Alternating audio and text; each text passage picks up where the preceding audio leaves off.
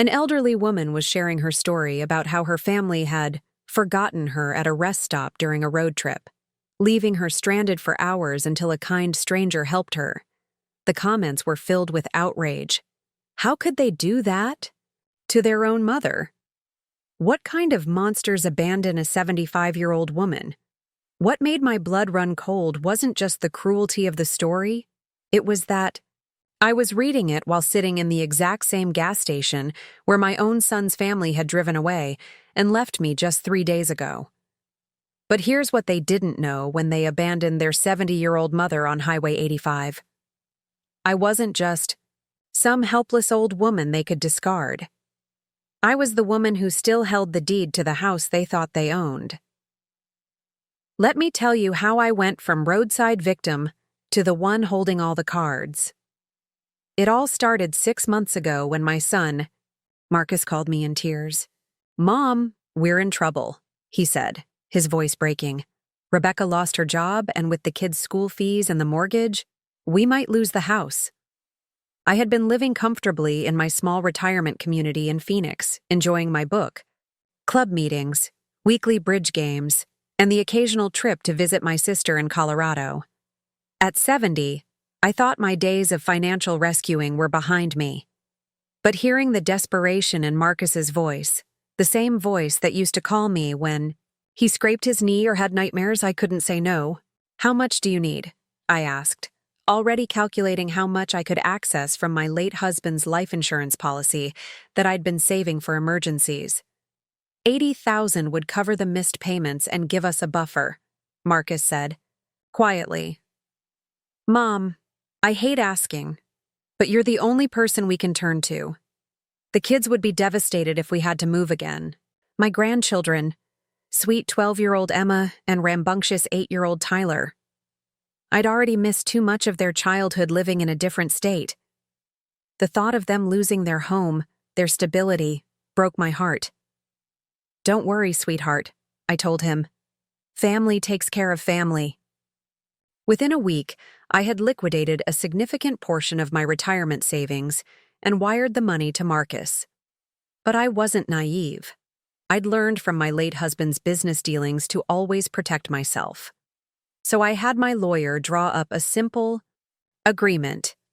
The $80,000 was a loan to be repaid within 2 years, and as collateral, I would hold a lien on their house until it was paid back. Marcus seemed a little surprised by the paperwork, but he signed without complaint. "Mom, you're a lifesaver. We'll have this paid back to you as soon as Rebecca finds work." That was the beginning of what I thought would be a temporary arrangement to help my son's family through a rough patch. I had no idea it was the first step toward the most humiliating and eye-opening experience of my life. For the first few months, everything seemed fine. Marcus would call every Sunday, updating me on Rebecca's job search and the kids' activities. Emma was excelling in her art classes, and Tyler had made the school soccer team. They sent photos of family dinners and weekend outings, and I felt proud that my sacrifice had helped preserve their happiness. But then the calls became less frequent. When I did speak to Marcus, he seemed distracted, often cutting conversations short because they were heading out or in the middle of something. Rebecca, who used to chat with me during our calls, suddenly was never available when I phoned. "Is everything okay?" I asked during one particularly brief conversation in March. "You sound stressed."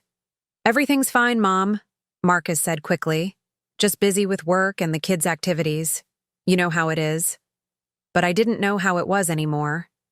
I was feeling increasingly disconnected from their lives, like an outsider looking in. When I suggested visiting for Tyler's birthday in April, Marcus hesitated. "Actually, Mom, this isn't the best time. Rebecca's parents are coming, and you know how cramped the house gets. Maybe next month?" Next month came and went without an invitation. When I brought up visiting for Emma's art show, there was another excuse. Rebecca's sister was staying with them. Marcus was traveling for work. The kids had too much homework to enjoy a proper visit. I started to feel like I was being managed rather than loved. Every conversation felt scripted, like Marcus was giving Me just enough information to keep me satisfied without actually letting me into their lives. But I pushed down my doubts. Surely I was overthinking things. They were just busy, just stressed about finances still. It wasn't until Emma accidentally answered Marcus's phone in late May that I got a glimpse of the truth. "Grandma Ruth!" she exclaimed excitedly. "I miss you so much. When are you coming to visit? Daddy keeps saying you're too busy, but I want to show you my room. We painted it purple." My heart clenched. Too busy? I hadn't been told about any room, painting, any of Emma's requests to see me. Before I could respond, I heard Marcus in the background. "Emma, give me the phone, now." "Hi, Mom," Marcus said, slightly breathless. "Sorry, Emma grabbed my phone while I was in the shower." "Marcus," I said carefully, "Emma seems to think I've been too busy to visit. What have you been telling the children?" There was a long pause. "Mom, it's just, you know kids. They mix things up. Look, I'm actually running late for a meeting. Can I call you back later?" He never called back that day, or the next.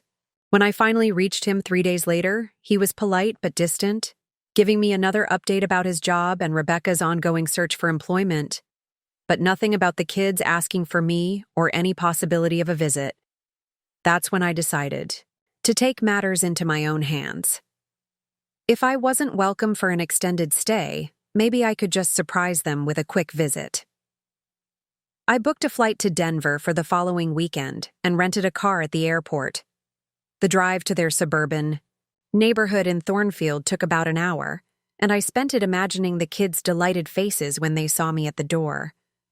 Maybe Marcus was just trying to protect me from feeling obligated to visit when money was tight. Maybe Rebecca was embarrassed about their financial situation and didn't want me to see them struggling.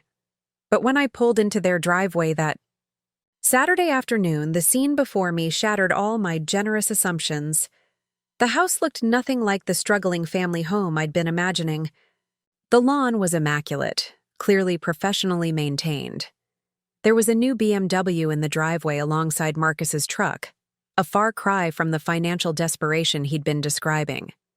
Through the large front windows, I could see expensive-looking furniture and what appeared to be a large flat-screen TV. But the real shock came when I rang the doorbell and heard Rebecca's voice call out, "Marcus, can you get that? I'm busy arranging the flowers for tonight's dinner party." Dinner party? They were entertaining while supposedly struggling to make ends meet on Rebecca's unemployment? Marcus opened the door, and his face went white when he saw me. "Mom! What? What are you doing here?" "Surprising my son and grandchildren," I said, trying to keep my voice light despite the sinking feeling in my stomach. "May I come in?" He glanced nervously over his shoulder before stepping aside. "Of course, it's just, we weren't expecting anyone." As I stepped into the foyer, I could see Rebecca in the kitchen through the open archway. She was arranging an elaborate bouquet in what looked like a very expensive crystal vase. She looked up, saw me, and her expression immediately shifted from relaxed concentration to forced smile. "Ruth, what a surprise," she said, wiping her hands on a kitchen towel that probably cost more than I spent on groceries in a week. "We didn't know you were coming." "I wanted to see the grandchildren," I said, looking around the beautifully appointed living room. "And catch up with all of you. It's been too long." "The kids are at birthday parties," Marcus said quickly. "Both of them. They'll be sorry they missed you." I looked at him carefully. "Both kids at birthday parties? On the same day?" "Different parties," Rebecca chimed in. "Emma's at her friend Madison's house, and Tyler's at a teammate's party." "You know how busy their social calendars are." Something felt wrong, but I couldn't put my finger on exactly what. The house, their demeanor, the convenient absence of the children. It all felt staged somehow. "Well, I can wait," I said, settling into one of their plush armchairs. "I don't have anywhere else to be." I watched Marcus and Rebecca exchange a look, a quick worried glance that they thought I missed. Marcus cleared his throat. Actually, Mom, we have dinner plans tonight. Friends coming over. It's been planned for weeks. The dinner party? I said, remembering Rebecca's earlier comment. Of course. Well, maybe I could take the kids for ice cream tomorrow before I fly back. Tomorrow's really packed too, Rebecca said apologetically. Emma has art class, and Tyler has a soccer game, and then we promised to visit my parents. Every suggestion I made was met with another conflict, another excuse. After an hour of increasingly awkward conversation, it became clear that I wasn't welcome to stay. They weren't even trying to hide their relief when I finally said I should head back to my hotel. "We're so sorry the timing didn't work out," Marcus said, walking me to the door. "Maybe next time give us a heads up so we can clear our schedules?"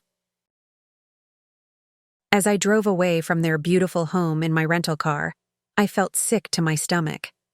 This wasn't the struggling family I'd been supporting. This was a family that had used my money to maintain, or perhaps upgrade, their lifestyle while keeping me at arm's length, but I still wanted to believe there was an explanation. Maybe Rebecca had found a good job, and they were embarrassed that they hadn't told me yet. Maybe they were planning to surprise me by paying back the loan early. Maybe I was reading too much into a single awkward visit. I decided to extend my trip by a few days and do a little investigating. If they were back on their feet financially, that was wonderful. But I deserved to know the truth about my investment in their lives. What I discovered over the next 3 days changed everything. A quick search of public records showed that Rebecca had not been unemployed. She'd been working at a marketing firm for the past 4 months, earning a salary that was actually higher than her previous job. The BMW in their driveway was purchased 2 months ago, financed with a down payment that coincidentally matched a good portion of the money I'd loaned them. But the real kicker came when I drove past their neighborhood that Sunday and saw Emma and Tyler playing in their front yard, not at the birthday parties or activities that had supposedly made them unavailable during my visit. I sat in my rental car at the end of their street, watching my grandchildren play on the lawn of the house I'd helped save, while processing the fact that my own son had lied to my face to avoid spending time with me. That evening, I called Marcus from my hotel room. "I need to know the truth," I said without preamble. "Is Rebecca working?" There was a long pause. "Mom, what's this about?" "It's about the fact that I've lent you $80,000 under the impression that you were struggling financially, and now I discover that's not exactly the case." Another pause, longer this time. When Marcus finally spoke, his tone was defensive. "We never said we weren't going to pay you back, and we never said Rebecca couldn't look for work. Just because she found something doesn't mean we're not still catching up from the months she was unemployed. Marcus, she's been working for 4 months. You bought a new car. You're having dinner parties. This isn't the struggling family you described to me." "Mom, I don't like your tone. We're grateful for your help, but that doesn't give you the right to monitor our spending or question our decisions." The conversation deteriorated from there. By the time I hung up, I realized that in my son's mind, I had become not a family member to be loved and included, but a creditor to be managed and avoided.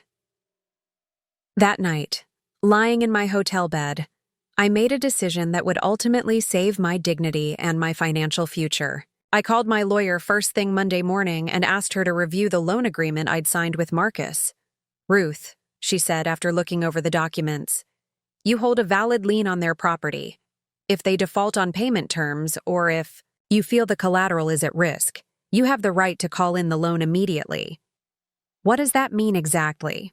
"It means if they can't pay the full amount within 30 days of your demand, you can force the sale of the house to recover your money." I thanked her and hung up, not yet ready to take such a drastic step. I still hoped we could work things out as a family. But as I was about to learn, my son had a very different idea of how family worked. 2 weeks later, Marcus called with a proposition that revealed just how little he understood about respect, gratitude, or basic human decency. "Mom," he said, his voice taking on the same tone he'd used as a teenager when asking to borrow the car. "Rebecca and I have been talking, and we think it would be great if you moved in with us." For a moment, my heart leaped. Finally, an invitation into their lives. "Really?" "Yeah, we've been thinking about how nice it would be to have you closer to the kids. And with the house so big, we have plenty of space." "That's wonderful, Marcus. I've been hoping, and the best part is," he continued, "you could cancel your lease at the retirement community and stop paying all that rent. Think of how much money you'd save. Plus, you could help out with the kids' schedules and maybe some light housework. Rebecca's been so busy with her new job." The enthusiasm in my voice died. "Help out with housework?" "Well, yeah. I mean, if you're living here anyway, it would be great to have an extra pair of hands. The kids love you, and you're such a good cook.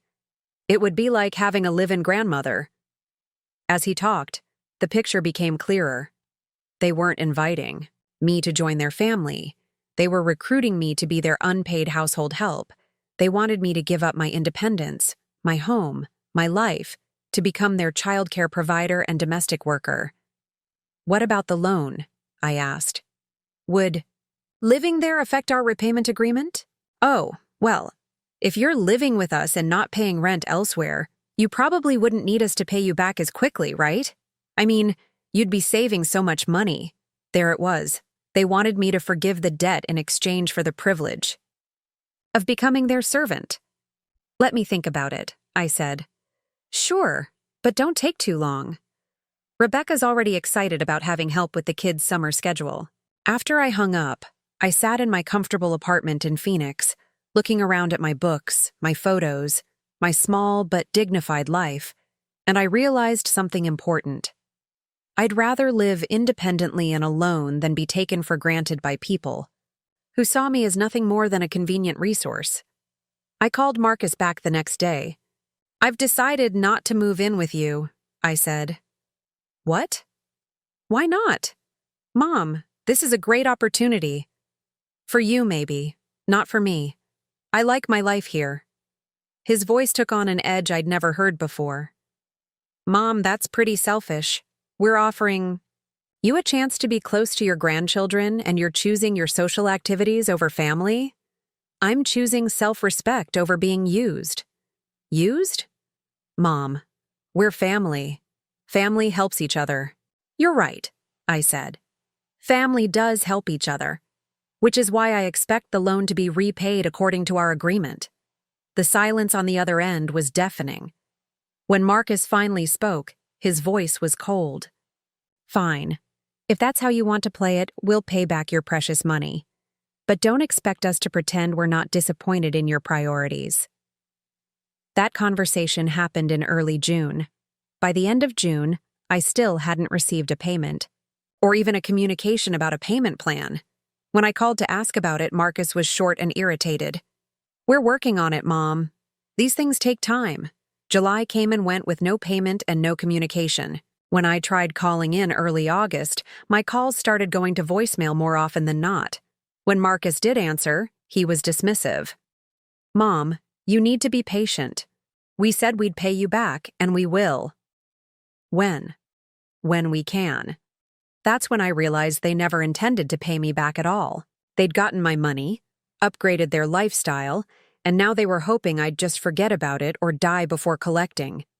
I was preparing to call my lawyer and demand immediate repayment when Marcus called me with what he probably thought was an olive branch. "Mom, we're planning a family road trip for Labor Day weekend. Colorado Springs, maybe some hiking, definitely some scenic drives.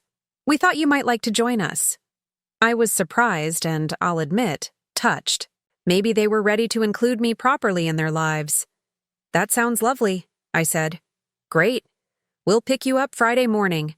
Pack light. We'll only be gone 3 days." For the first time in months, I felt hopeful about our relationship. Maybe the money issues had just been stress and misunderstandings. Maybe this trip would help us reconnect as a family. I spent Thursday evening carefully packing a small suitcase with comfortable clothes for hiking and a nice outfit for dinners out. I bought small gifts for Emma and Tyler, a sketchbook for Emma and a new soccer ball for Tyler. I even packed homemade cookies, thinking we could have a picnic along the way. Friday morning, I was ready and waiting when Marcus pulled up in their SUV. Rebecca was in the passenger seat, and the kids were in the back, both glued to tablets. "Hi, Grandma Ruth," Emma called out as I climbed into the third row. "Are you excited for our adventure?" "Very excited, sweetheart," I said, settling in next to Tyler, who gave me a quick hug before returning to his game. The first few hours of the drive were pleasant. We chatted about the kids' summer activities, Rebecca's job, and Marcus's work. The children showed me pictures on their tablets and shared their excitement about seeing mountains and maybe spotting wildlife. We stopped for lunch at a family restaurant in a small town whose name I didn't catch.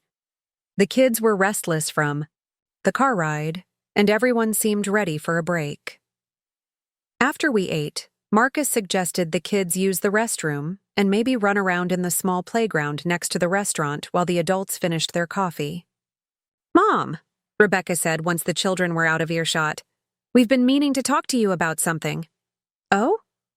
Marcus leaned forward. "It's about the loan situation. We've been thinking, and we realize that expecting us to pay back that money might not be realistic." I set down my coffee cup.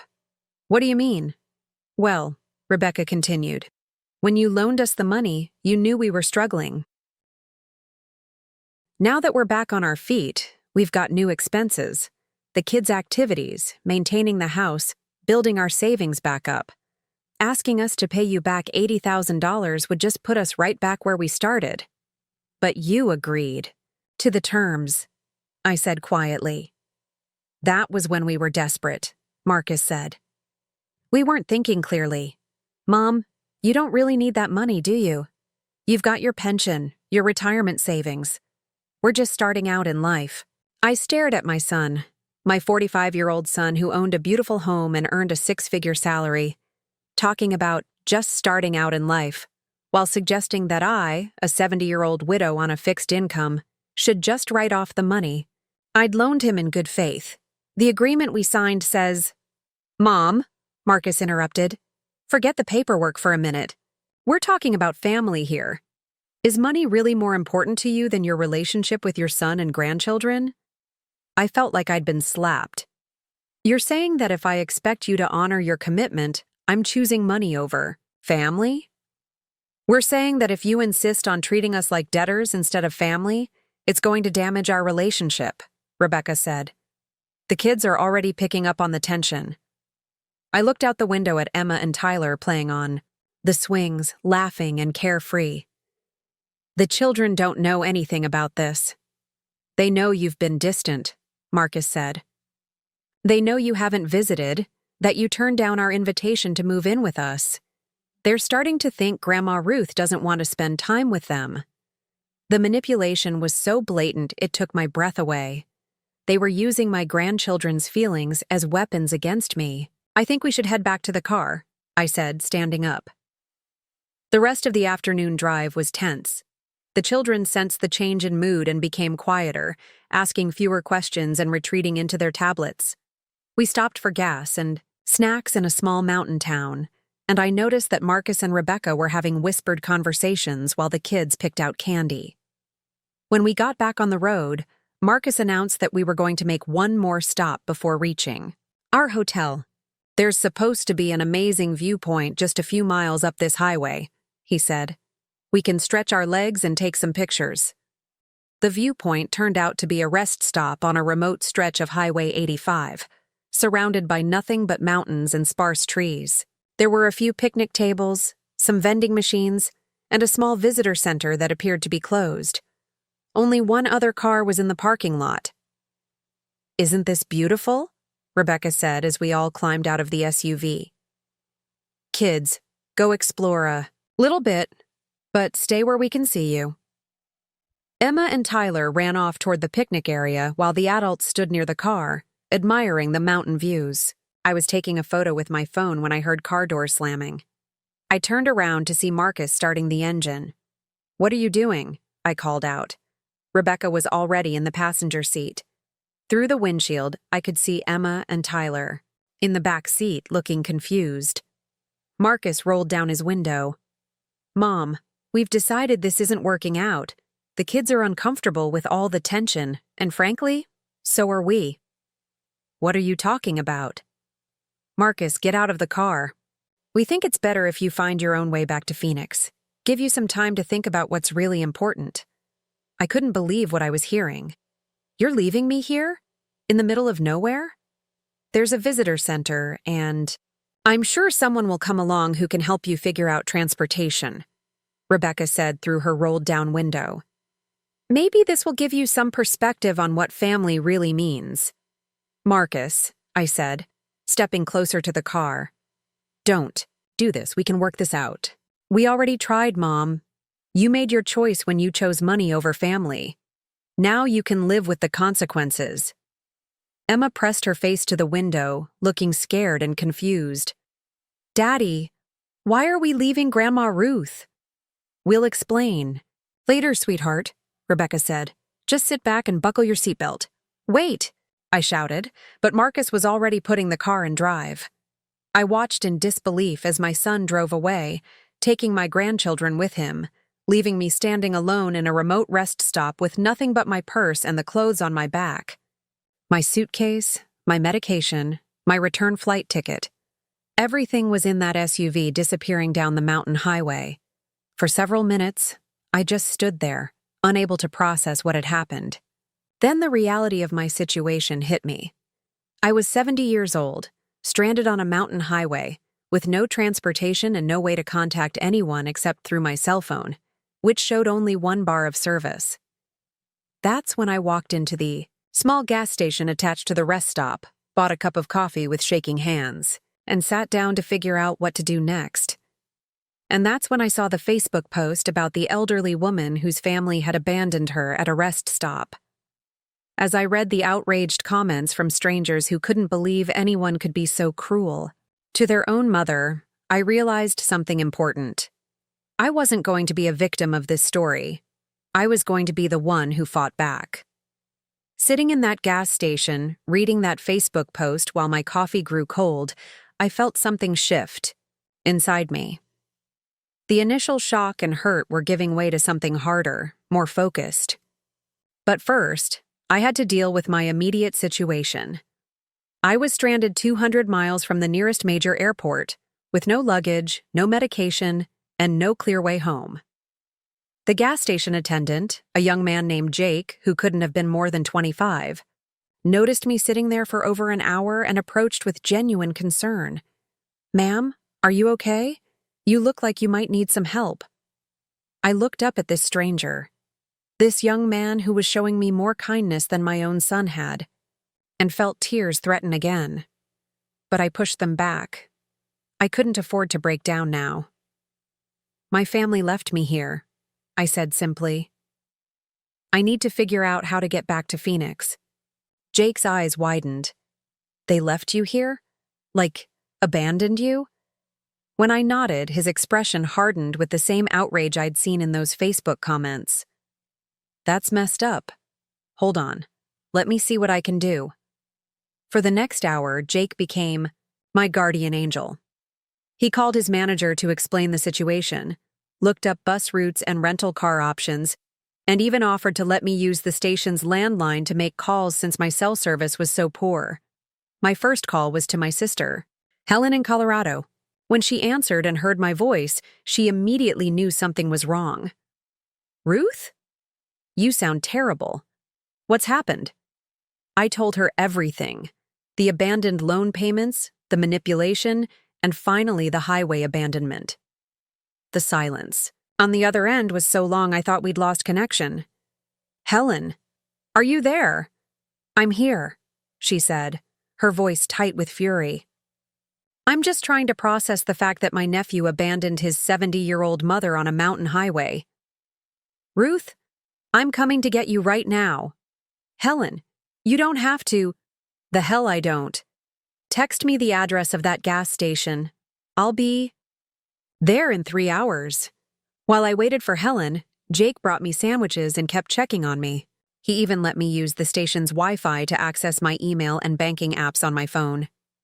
That's when I discovered something that made my blood boil even hotter. There were 2 recent charges on my credit card. Charges I hadn't made. A $500 charge at an electronics store in Thornfield, and a $300 charge at a high-end restaurant. Both made while I was sitting in this gas station, stranded and abandoned. Marcus and Rebecca had taken my credit card information from previous purchases and were using it while I was literally stranded on the side of the road. I immediately called my bank to report the fraud and had the charges reversed and my card canceled. But the audacity of it, stealing from me while leaving me stranded, revealed a level of callousness that even I hadn't expected. When Helen arrived, she took one look at my face and pulled me into a fierce hug. My sister was 5 years younger than me, but had always been the fighter in the family. She owned a successful catering business in Denver and had never married, preferring her independence to what she called the complications of managing other people's feelings. "Those bastards," she said without preamble as we drove away from the gas station. "Ruth, I've never liked Marcus, and now I know why. There was always something selfish about that boy. Helen, he's still my son. He's a grown man who abandoned his elderly mother on a highway," she snapped. "Stop making excuses for him. What are you going to do about this?" I stared out the window at the mountain scenery that had seemed so beautiful just hours ago when I was anticipating a family vacation. Now it just looked cold and indifferent. "I don't know," I admitted. "Part of me wants to call him and demand an explanation. Part of me wants to pretend this never happened and just go home." "And what about the money? The $80,000? "I have legal options," I said slowly. "My lawyer explained that I can force the sale of the house if they default on the loan." Helen glanced at me sharply. "Do it." "Helen." "Ruth, listen. To me. I've been watching you let people walk all over you your entire life. First with Charles when he spent money you didn't have on his business ventures. Then with Marcus when he guilted you into paying for everything from college to his wedding to his house down payment. When is enough enough?" She was right, and I knew it. My late husband Charles had been a dreamer who was always one investment away from making it big. I'd spent 30 years enabling his financial fantasies, cleaning up his messes, and rebuilding our savings after his failures. When he died 5 years ago, I'd thought I was finally free to make sensible financial decisions. But then Marcus had come along with his crisis, and I'd fallen right back into the same pattern, sacrificing my security for someone else's comfort. They used my credit card while I was stranded, I told Helen. Spent $800 while I was sitting in that gas station with no way home. Helen's knuckles went white on the steering wheel. "Those absolute pieces of shit. Ruth, promise me you'll call your lawyer tomorrow." "I will," I said, and I meant it. Helen insisted I stay with her that night instead of flying back to Phoenix immediately. She wanted to make sure I was emotionally stable before I made any major decisions. We sat in her cozy kitchen until nearly midnight, drinking wine and talking through everything that had happened. "The thing that kills me," I said, "is that I really thought this trip was their way of trying to repair our relationship. I bought gifts for the kids. I made cookies. I was so hopeful." "They planned this," Helen said bluntly. "Think about it, Ruth. They picked you up, drove you to the middle of nowhere, had that conversation about the loan, and then abandoned you when you didn't cave to their demands. This wasn't a spontaneous decision. This was calculated." The more I thought about it, the more I realized she was right. The location they'd chosen was remote enough that I couldn't easily get help, but not so remote that they could be charged with endangering my life.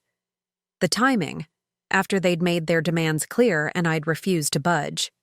Even the way they'd manipulated the children, making sure Emma and Tyler saw me being left behind so they'd think Grandma Ruth was the problem. "They wanted to break me," I said quietly. "They thought if they humiliated me enough, scared me enough, I'd come crawling back and agree to anything." "Well," Helen said, raising her wine glass, "they fucked with the wrong woman." That night, Lying in Helen's guest room, I made a decision that would change everything. I wasn't going to call Marcus to beg for an explanation or an apology. I wasn't going to pretend this was a misunderstanding that could be worked out with family counseling and forgiveness. I was going to treat this like what it was: theft, fraud, and elder abuse by people who had forfeited any claim to my mercy. The next morning, I called my lawyer, Margaret, from Helen's kitchen while my sister made breakfast. "Ruth, thank God you're calling," Margaret said. "I've been trying to reach you. I got a very strange call from Marcus yesterday demanding to know how to remove the lien from his house. When I told him only you could authorize that, he became quite hostile." "He called you?" "He seemed to think the lien was some kind of mistake or oversight. He said you'd agreed to forgive the loan and that I needed to file paperwork immediately to clear the title. When I explained that I'd need written authorization from you, he accused me of overstepping my bounds and threatened to report me to the Bar Association." I felt a cold fury settle in my stomach. "Margaret, I want to call in the loan. Today." "Are you sure?" "Once we start this process, there's no going back. If they can't pay the full amount within 30 days, we'll have to force the sale of the house." "I'm sure. What changed your mind?" I told her about the highway abandonment, the credit card fraud, and Marcus's call to her office. By the time I finished, Margaret was quiet for a long moment. "Ruth," she said finally, "I've been practicing law for 30 years, and I've seen a lot of family financial disputes. But this is elder abuse. Have you considered filing criminal charges?" "I just want my money back and to be left alone." "I understand. I'll prepare the demand letter today. But Ruth, I want you to consider something. If they're willing to abandon you on a highway and steal from your credit card, what else might they be willing to do when they realize you're serious about collecting this debt?" Margaret's warning proved to be prophetic. The demand letter was delivered to Marcus and Rebecca's house on Tuesday morning. By Tuesday afternoon, my phone was ringing nonstop with calls from Marcus that I refused to answer. He left increasingly frantic voicemails. "Mom, we need to talk about this lawyer letter. There's been some kind of misunderstanding." "Mom, please call me back. We can work this out without getting lawyers involved." "Mom, you're being ridiculous. We never said we wouldn't pay you back." "Mom, if you don't call me back by tonight, I'm driving to Phoenix to sort this out in person." I didn't call him back. Wednesday morning, I received a call from an unknown number with a Colorado area code. "Ruth, this is Rebecca. Please don't hang up." "What do you want, Rebecca?" "I want to apologize. What happened on the highway? That wasn't supposed to happen like that. Marcus was just so frustrated, and we all said things we didn't mean." "You didn't say anything, Rebecca. You drove away and left me stranded." I know, and I feel terrible about it. But Ruth, this lawyer letter is really extreme. We never said we wouldn't pay you back. We just needed more time. You had 8 months. You bought a new car instead of making payments. That was a necessary purchase. Marcus's truck was having problems, and we need reliable transportation for the kids. I almost laughed at the audacity. "Rebecca, I'm done with the excuses. You have 30 days to pay the full amount, or the house goes on the market." "Ruth, please be reasonable. We can't possibly come up with $80,000 in 30 days. The kids are just getting settled in school. Emma's doing so well in her art classes. Tyler made the travel soccer team. You can't seriously be considering destroying their stability over money." There it was again, using my grandchildren as emotional weapons. "You should have thought about their stability before you abandoned their grandmother on a highway." "Ruth, I'm begging you. Give us 6 months. We'll pay you back with interest. Just please don't force us to sell the house." "Rebecca, you've had 8 months already. You've made 0 payments and spent my money on luxuries while lying to me. About your financial situation, the answer is no." "Fine," Rebecca said, her voice suddenly cold. "You want to play hardball? We can play hardball too. Don't think the kids won't know exactly why they had to leave their home and their friends. Don't think they won't know that their grandmother chose money over their happiness. Are you threatening to poison my grandchildren against me? I'm telling you that actions have consequences. You want to destroy this family over money? Fine, but Emma and Tyler will know exactly who's responsible. She hung up before I could respond. That evening, I got a call from my neighbor at the retirement community in Phoenix. Ruth, honey, are you okay? There's been a man here asking questions. About you? What kind of questions? He said he was your son, wanted to know if you were mentally competent, if you'd been making strange decisions lately. He asked if I'd noticed any signs of dementia or confusion. He seemed very concerned about your welfare. My blood ran cold. Marcus was laying the groundwork to challenge my mental competency. Mrs. Patterson, if anyone else comes around asking questions about me, please don't answer them. And please call me immediately. Of course, dear. Is everything all right? It will be. I hung up and immediately called Margaret. They're trying to build a case that I'm mentally incompetent, I told her. That's not uncommon in these situations, unfortunately. Family members often claim diminished capacity when an elderly relative makes financial decisions they don't like. But Ruth, you're sharp as a tack, and we have documentation of all your decisions being carefully considered and legally sound. What should I do? Document everything, every phone call, every interaction. If they continue harassing your neighbors or making claims about your mental state, we can pursue restraining orders. But Ruth, I think you should consider having an independent mental competency evaluation done. Why? Because if this goes to court, you want ironclad proof that you were of sound mind when you made these decisions. It removes their ability to claim you were confused or manipulated. The next morning, I drove to a neuropsychologist Margaret recommended and underwent 4 hours of cognitive testing. The results were unambiguous. I was functioning at the high end of normal for my age group, with no signs of dementia, confusion, or impaired judgment. Armed with this documentation, I felt more confident about moving forward. But I wasn't prepared for what happened next. Thursday evening, I was making dinner when my doorbell rang. Through the peephole, I could see Emma and Tyler standing on my doorstep, looking small and confused. Behind them stood a woman I didn't recognize. I opened the door cautiously. Emma? Tyler? What are you doing here? Grandma Ruth! Emma threw herself at me, tears streaming down her face. I missed you so much. Daddy said you didn't want to see us anymore. Tyler hung back, looking uncertain. The woman stepped forward. Mrs. Brooks? I'm Sarah Chen from Colorado. Child Services. I need to speak with you about some concerns that have been raised regarding your grandchildren's welfare. My heart stopped. What concerns? May we come in? The children have been through quite an ordeal, and I think it's best if we discuss this privately. I let them into my living room, my mind racing. Emma and Tyler sat close together on my couch, Emma still sniffling and Tyler looking scared. Mrs. Brooks, Sarah said, we received a report that you abandoned these children during a family trip, leaving them stranded without adult supervision while you pursued a personal dispute with their parents. I stared at her in disbelief. I abandoned them? They abandoned me. The report indicates that you became agitated during a family discussion about financial matters and walked away from the vehicle, leaving the children alone and frightened while their parents searched for you. That's not what happened at all. Grandma. Ruth, Emma said quietly, Daddy said you were mad at us and didn't want to be our grandma anymore. He said that's why you walked away at the mountain place.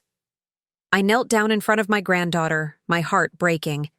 Emma, sweetheart, I would never walk away from you and Tyler. I love you both more than anything in the world. Then why didn't you come home with us? Tyler asked, speaking for the first time. I looked at Sarah, who was watching the interaction carefully. Mrs. Chen, I think there's been a serious misunderstanding. The children's parents left me at that rest stop, not the other way around. That's not what they reported, Mrs. Brooks. They said you became argumentative about money and stormed off. And when they couldn't find you, they had no choice but to continue home with the children and contact authorities. They're lying. Mrs. Brooks, I understand this is upsetting, but I need to focus on the children's welfare right now. They've been very distressed since this incident. Their parents are concerned that your financial demands are creating an unstable environment for the family. I realized what was happening. Marcus and Rebecca had reported me to Child Services, claiming I was the one who had abandoned the children. They were using my grandchildren as weapons and simultaneously trying to paint me as an unfit grandmother. Mrs. Chen, there seems to be some confusion about what actually happened. I have documentation. Mrs. Brooks, I'm not here to mediate your dispute with the children's parents. I'm here because Emma and Tyler have expressed a strong desire to see you, and their parents agreed to supervised visitation while we sort out the situation. Supervised visitation? I'll be staying for the duration of their visit to ensure their safety and well-being. I spent the next 2 hours with my grandchildren under the watchful eye of a social worker, pretending everything was normal, while inside I was raging at the manipulation and lies that had brought us to this point.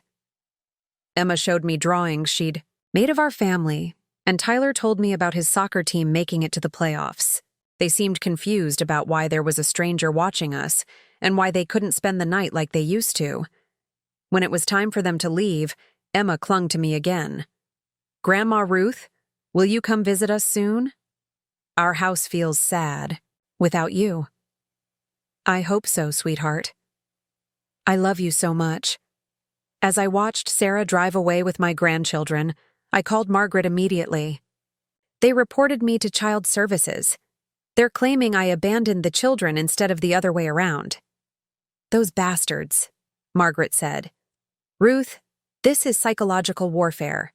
They're trying to break you down, make you choose between your financial rights and access to your grandchildren. What can I do? We fight back. I'm going to need every detail about what happened on that highway. Every conversation, every text message, every piece of evidence. And Ruth? Yes? Don't back down. If you give in to this manipulation, it will never end. They'll hold your grandchildren hostage every time they want something from you. That night, I sat in my apartment writing down everything I could remember about the highway incident. Every word that was spoken, every detail about the timing and location. I gathered my credit card statements showing the fraudulent charges, the dates and times of phone calls, everything. But as I worked, I kept thinking about Emma's tear-stained face and Tyler's confused questions. Marcus and Rebecca were using my love for my grandchildren as a weapon against me, and it was working. For a moment, I considered calling Margaret and telling her to withdraw the loan demand. Maybe I could live with losing the money if it meant staying in my grandchildren's lives. But then I remembered sitting in that gas station, abandoned and scared, while Marcus and Rebecca were using my credit card to buy themselves dinner. I remembered Rebecca's cold threat about making sure the children knew I was responsible for destroying their family. These people had shown me exactly who they were. Giving in to their demands wouldn't make them better people. It would just teach them that cruelty and manipulation worked. I picked up my phone and called Margaret, leaving a voicemail. Margaret, it's Ruth. I've decided something. I want you to be as aggressive as legally possible with the loan collection. And I want to explore every option for criminal charges, the credit card fraud, the abandonment, everything. They want to play dirty? Fine. But they picked the wrong woman to mess with. I hung up and poured myself a glass of wine. Tomorrow, I would start documenting everything for the authorities. Tonight, I would mourn the family I thought I had and prepare for the war I never wanted to fight. But I was done being a victim. As I sat in my quiet apartment, I realized something important. For 70 years, I had been trying to be the perfect mother, the perfect wife, the perfect grandmother. I had sacrificed my own needs, my own dignity, my own financial security to keep other people comfortable. And what had it gotten me? A son who thought he could abandon me on a highway and steal from me with impunity. A daughter-in-law who threatened to poison my grandchildren against me. A family that saw me not as a person to be loved and respected, but as a resource to be managed and exploited. Well, no more. I opened my laptop and began researching private investigators in the Denver area. If Marcus and Rebecca wanted to play games with false reports and character assassination, I needed to make sure I had all the facts on my side. I also started a detailed journal, documenting every interaction, every phone call, every attempt at manipulation. If this was going to be a war, I was going to fight it with documentation, evidence, and the truth. But most importantly, I was going to fight it without guilt. I had spent enough of my life feeling guilty for other people's bad choices. Marcus and Rebecca had made their decisions when they chose to abandon me on that highway. Now they were going to live with the consequences. The next morning, I woke up with a clarity I hadn't felt in months. I wasn't angry anymore. I was focused. I had work to do, and I was going to do it methodically and thoroughly. First, I called a private investigator named David Martinez who came highly recommended. Mrs. Brooks, I've handled several cases like this. Adult children who financially exploit elderly parents often leave extensive paper trails. With your permission, I'd like to investigate their financial records, social media activity, and any other documentation that might support your case. Do whatever you need to do. I should warn you. Sometimes what we find isn't pretty. Are you prepared for that? Mr. Martinez, they abandoned me on a highway and are now using my grandchildren as weapons against me. I'm prepared for anything. Next, I called my bank and credit card companies to get detailed records of all transactions, including the fraudulent charges from Labor Day weekend. Then I called an elder law attorney that Margaret had recommended, someone who specialized in financial abuse cases. Mrs. Brooks, attorney Linda Walsh said, based on what you've told me, you have grounds for criminal charges of elder abuse, financial exploitation, and fraud. The highway abandonment alone could be considered reckless endangerment. I want to pursue every option. I need to ask you something difficult. Are you prepared for the possibility that criminal charges could mean your son goes to jail? I thought about that for a long moment. 5 days ago, I would have said no immediately. The thought of Marcus in jail would have horrified me. But that was before he left me stranded on a mountain highway. Before he stole from my credit card while I was sitting in a gas station trying to figure out how to get home. Before he filed false reports to try to take away my access to my grandchildren. Yes, I said. I'm prepared for that.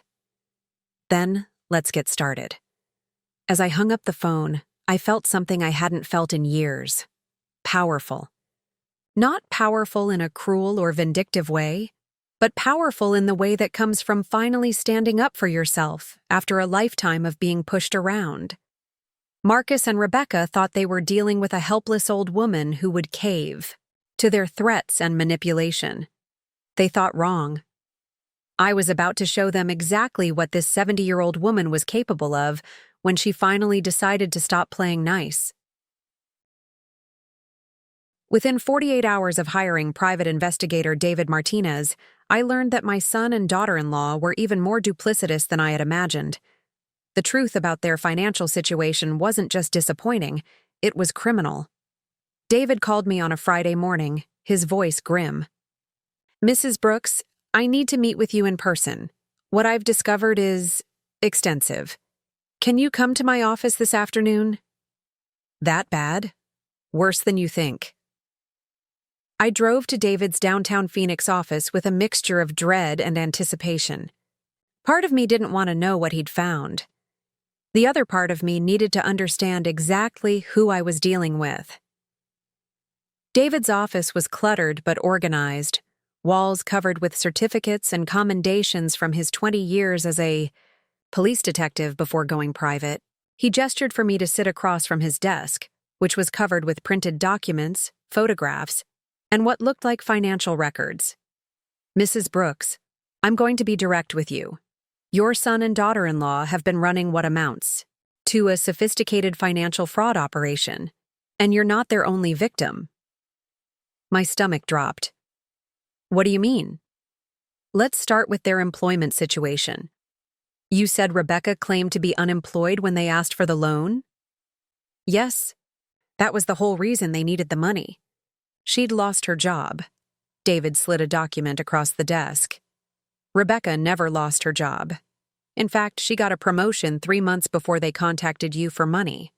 Her salary increased from $75,000 to $95,000 annually. I stared at the employment verification form. But Marcus said, Marcus lied. But it gets worse. He pulled out another set of documents. They didn't need money to save their house. They were never behind on their mortgage. The $80,000 you gave them?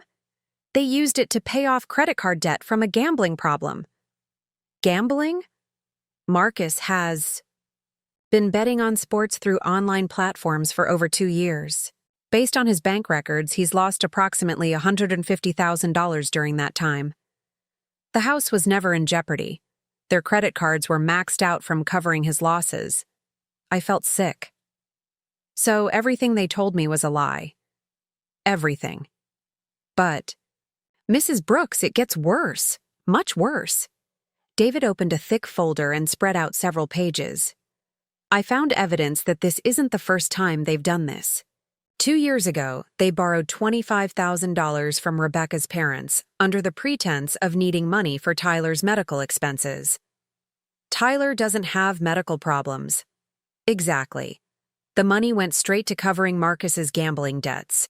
Rebecca's parents are elderly, live on a fixed income, and never got their money back. When they started asking questions, Marcus and Rebecca cut off contact completely. Rebecca's parents haven't seen their grandchildren in over a year, was speechless. Marcus and Rebecca had a pattern of financially exploiting elderly family members and then discarding them when they became inconvenient. There's more, David continued. I found social media posts from Rebecca's Instagram account, posts she thought were private but weren't properly secured. Take a look at this. He showed me printed screenshots from Rebecca's social media. The posts were from various dates over the past 8 months, all showing expensive purchases, lavish dinners, and luxury items. But what made my blood boil were the captions. New designer handbag, thanks to M's generous mom. Blessed not your family money. Date night at the most expensive restaurant in town. Love when family helps out. Living our best life. Marcus deserves the best. His sweet mom made sure he could get these new golf clubs. Spoiled, we're grateful. She was bragging about spending my money, I said, my voice barely a whisper. It gets worse. Look at this post from last month. The screenshot showed a photo of their beautifully renovated kitchen with the caption, Kitchen renovation complete. When family loans you money but you never have to pay it back. Some people are so gullible. Free upgrade, yar sucker born.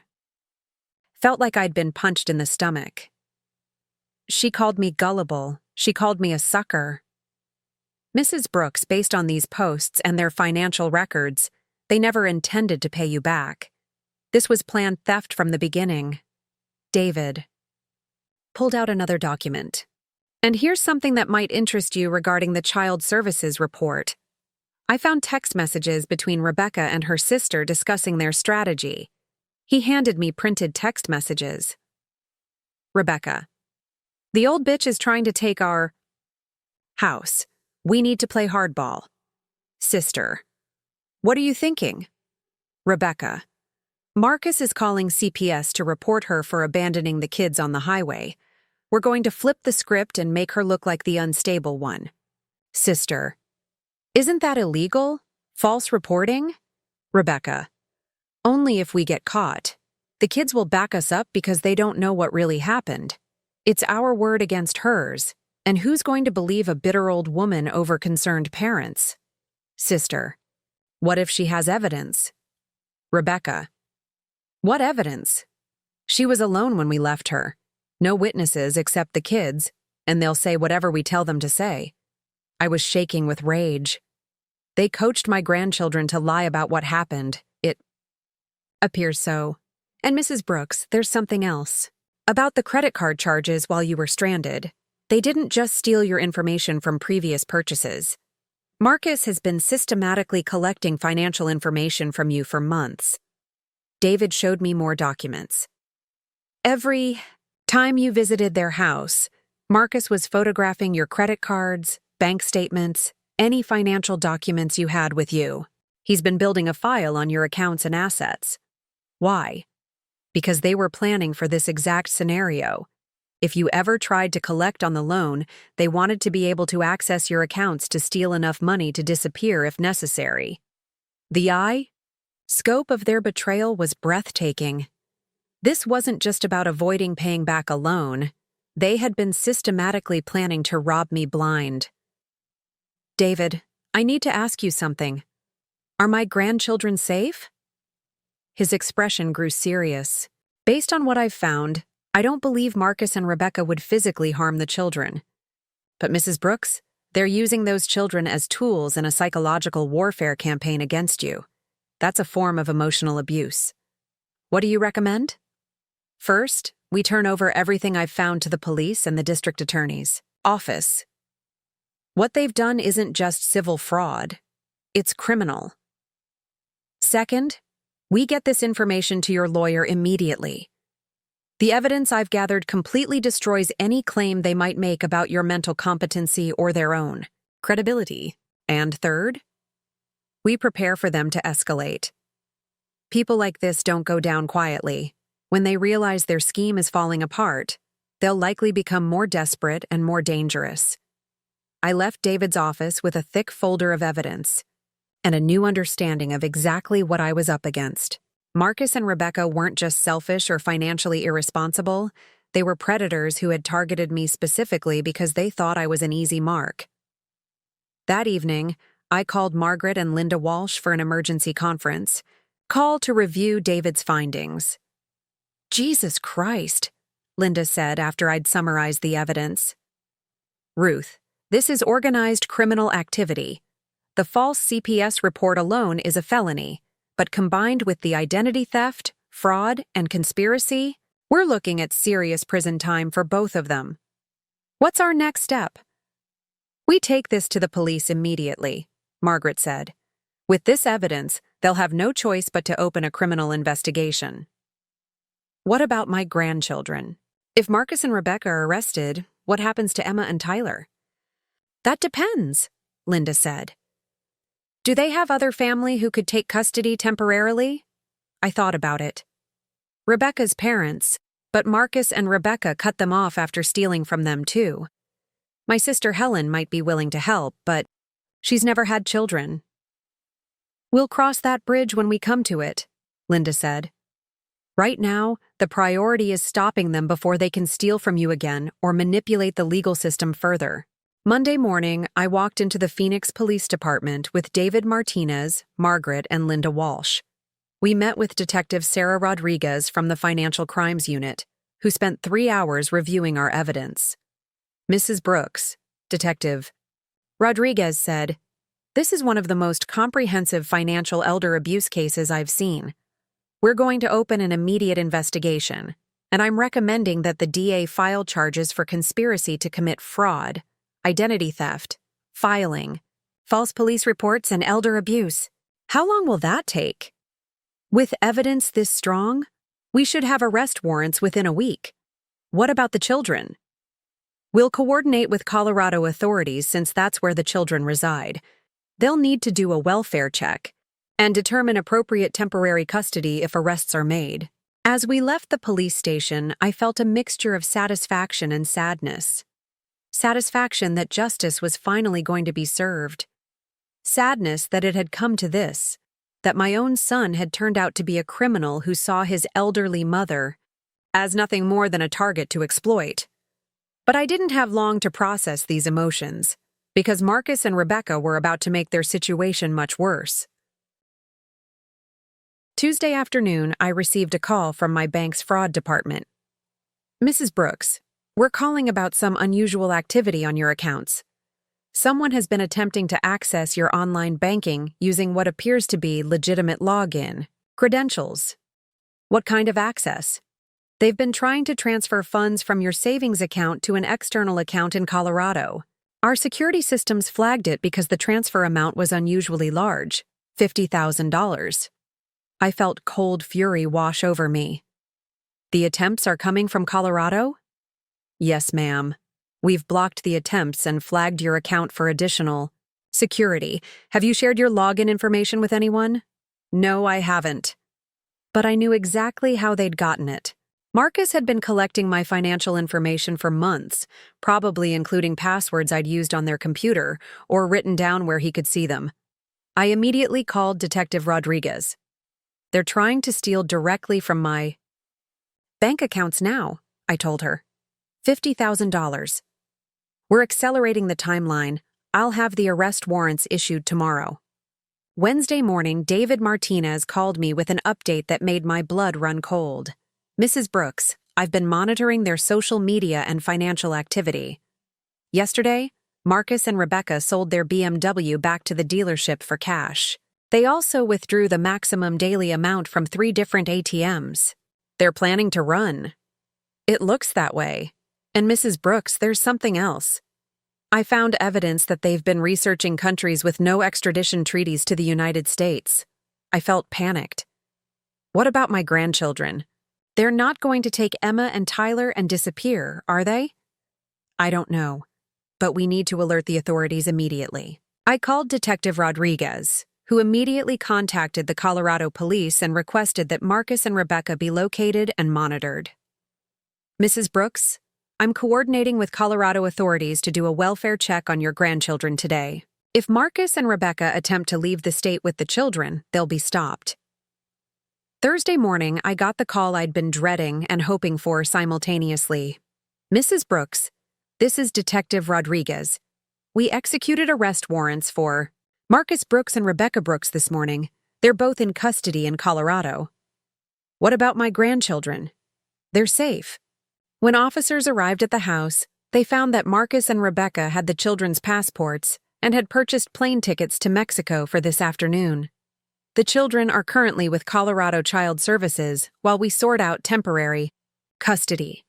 I sank into my chair. They were really going to take Emma and Tyler and disappear. It appears so. Mrs. Brooks, when we searched their house, we found a safe containing over $30,000 in cash, stolen financial documents from multiple elderly victims, and detailed plans for establishing new identities in Mexico. Multiple victims? Your son and daughter-in-law have been running this scam on elderly family members for years. We found evidence of fraud against at least 5 different people, including Rebecca's parents, an elderly aunt of Marcus's, and 2 former neighbors, who trusted them to help with financial planning. I felt sick thinking about all the other families who had been destroyed by Marcus and Rebecca's greed. What happens now? They'll be extradited to Arizona to face charges here, since you're the primary victim and this is where the investigation originated. Based on the evidence, they're looking at 10-15 years in prison each. And the children? That's being handled by Colorado Child Services. They'll need to place the children with suitable family members or foster care until this is resolved. After I hung up, I sat in my apartment feeling a complex mixture of emotions. Relief that Marcus and Rebecca were finally facing consequences for their actions. Horror that they had been willing to kidnap my grandchildren and flee the country. Sadness that Emma and Tyler were now caught in the middle of their parents' criminal behavior. But mostly, I felt something I hadn't experienced in years. The satisfaction of standing up for myself and winning. I called Helen immediately. Ruth, I heard on the news that Marcus and Rebecca were arrested. How are you holding up? I'm okay. Tired, but okay. Helen, I need to ask you something. The children need temporary custody while this gets sorted out. Would you consider? Yes, she said immediately. Of course. Those kids don't deserve to pay for their parents' crimes. Are you sure? You've never had children, and Emma and Tyler are going to be traumatized and confused. Ruth, their family, real family, not the kind that abandons you on highways and steals from you. I'll figure it out. That afternoon, I spoke with the Colorado Child Services caseworker about Helen taking temporary custody of Emma and Tyler. Ms. Walsh seems very committed to providing a stable environment for the children, the caseworker said. We'll need to do background checks and a home study, but based on our conversation with her, I think this could work well. What about me? Will I be able to see my grandchildren? Mrs. Brooks, based on our investigation, we've determined that the report filed against you was false. You'll have full visitation rights, and once Ms. Walsh is approved for custody, the children can visit you as well. For the first time in weeks, I felt hopeful about the future. That evening, Margaret called with an update on the financial recovery. Ruth, with Marcus and Rebecca in custody, we can proceed with the house sale. Immediately. Based on current market value, after paying off their remaining mortgage and legal fees, you should recover approximately $95,000, more than the original loan amount. What about the other victims, Rebecca's parents and the others? That will be handled through the criminal restitution process. The court will order Marcus and Rebecca to pay back everyone they defrauded, though realistically, most of that money is probably gone. I want to do something for Rebecca's parents. They're elderly and on a fixed income, just like I am. That's very generous of you, Ruth. It's not generous. It's right. We're all victims of the same criminals. We should look out for each other. Friday afternoon, I received a call that I'd been both anticipating and dreading. Grandma Ruth? It was Emma's voice, small and scared. Emma! Sweetheart, how are you? I'm confused, Grandma. The police came and took Mommy and Daddy away, and now Tyler and I are staying with strangers. Did we do something wrong? My heart broke for her. Oh, honey, no. You and Tyler didn't do anything wrong. Your parents made some very bad choices, and now they have to face the consequences. The lady from the government said we might get to live with your sister Helen for a while. Is she nice? She's wonderful, Emma. She's going to take very good care of you and Tyler. Will we get to see you? As much as you want, sweetheart. I love you and Tyler so much. Grandma Ruth, I'm sorry about what happened on the mountain. I didn't understand why Mommy and Daddy left you there. It made me sad. Tears ran down my cheeks. It's not your fault, Emma. You don't need to apologize for anything. Will Mommy and Daddy come back? I don't know, sweetheart. But no matter what happens, you and Tyler will always be loved and taken care of. After I hung up, I sat in my quiet apartment and reflected on everything that had happened. 3 weeks ago, I had been a naive grandmother who thought the worst thing my son could do was take advantage of my generosity. Now I understood that I had been living with a predator who saw me not as his mother, but as a victim to be exploited and discarded. But I also understood something else. I was stronger than I had ever given myself credit for. I had stood up to people who tried to destroy me, and I had won. Not just financially, but morally. I had refused to be a victim, and in doing so, I had protected not just myself, but other potential victims who might have come after me. The next morning, I woke up and did something I hadn't done in months. I smiled when I looked in the mirror. Had fought for my dignity, my financial security, and my relationship with my grandchildren, and I had won on all counts. Marcus and Rebecca had thought they were dealing with a helpless old woman who would quietly accept whatever treatment they chose to dish out. They had been very, very wrong. As I made my morning coffee, I thought about Emma and Tyler, who would be coming to live with Helen next week. They would need stability, love, and honest answers about what their parents had done.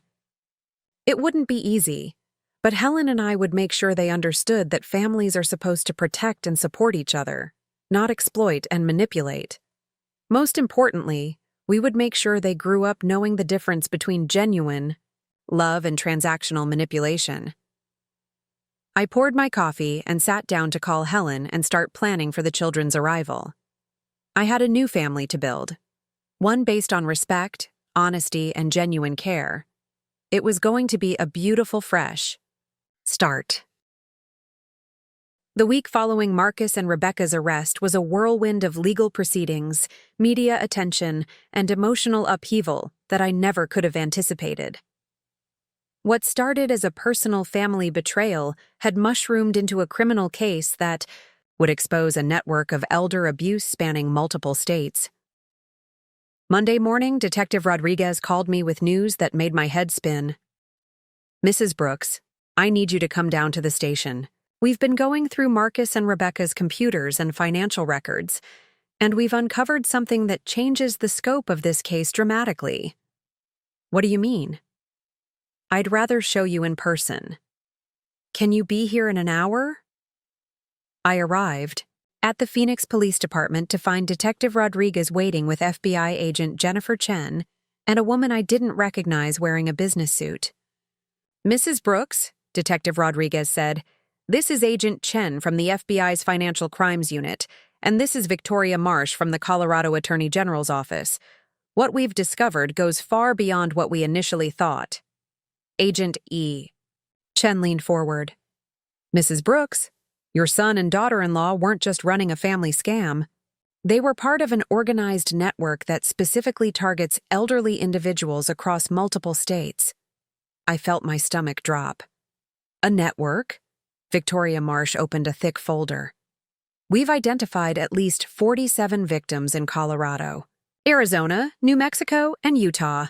The total amount stolen appears to be over $2.8 million. $2.8 million? "The scheme works like this," Agent Chen explained. "Marcus and Rebecca would identify elderly individuals through social media, public records, and community connections.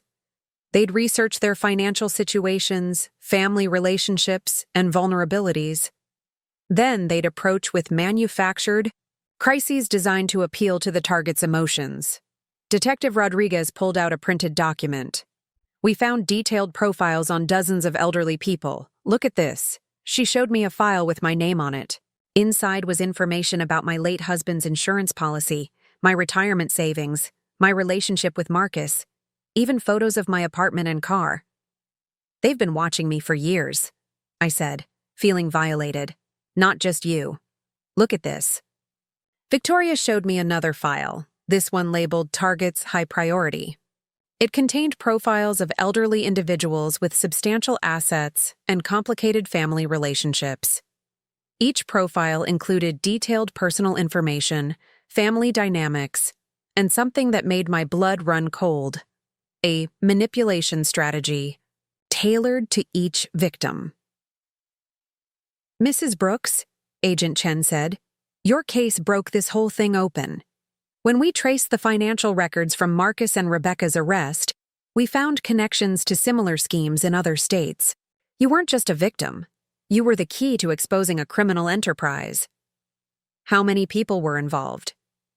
"At least 12 that we've identified so far. Marcus and Rebecca were mid-level operators.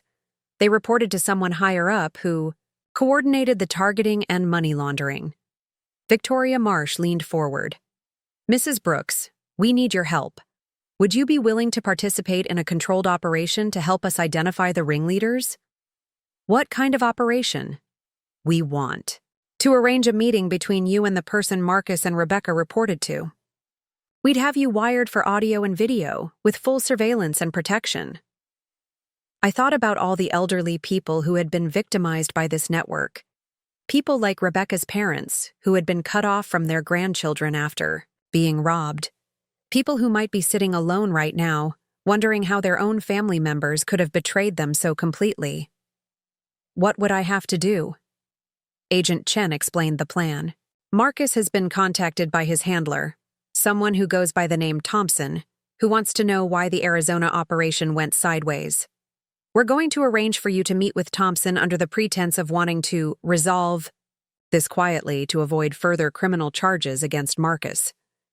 Is it dangerous? There will be some risk, Agent Chen admitted. but we'll have teams positioned throughout the area, and you'll be fully monitored. These are financial criminals, not violent offenders, but we take every precaution. I thought about Emma and Tyler, who were arriving at Helen's house later that week. I thought about all the other grandchildren who might be used as weapons against their grandparents in the future if this network continued operating. I'll do it. The next few days were spent in preparation for the operation. I was fitted with nearly invisible recording devices and coached on how to conduct the conversation to get the information the FBI needed. Remember, Agent Chen said, during one of our practice sessions, "You're a scared, confused elderly woman who just wants this nightmare to end. You're willing to pay money to make the criminal charges against your son go away." How much money? "We're going to tell Thompson that you're willing to pay $200,000 to make this all disappear. That should be enough to get him to reveal the full scope of the operation and incriminate himself." Wednesday afternoon, I sat in a coffee shop in Scottsdale, wearing a wire and feeling more nervous than I had in my entire life. Thompson was supposed to arrive at 3 p.m. At 2:45, a man in his 50s approached my table. "Ruth Brooks?" "Yes?" "I'm Michael Thompson. Thank you for agreeing to meet with me." Thompson was nothing like what I had expected. He was well-dressed, soft-spoken, and had the kind of gentle demeanor that would put elderly people at ease. He could have been someone's kindly uncle or a trusted financial advisor. "Mrs. Brooks," he said, sitting across from me, "I want to start by saying how sorry I am about this situation with Marcus and Rebecca. Sometimes the people we work with get overzealous." "Work with?" "I help families resolve financial difficulties discreetly. Marcus came to me over a year ago because of his gambling problems. I connected him with people who could help him access the resources he needed to get back on his feet. By stealing from his mother?" Thompson's expression remained sympathetic. "Mrs. Brooks, I prefer to think of it as redistributing family wealth more efficiently. You have resources you're not using. Marcus had immediate needs. We simply facilitated a transfer that benefited everyone."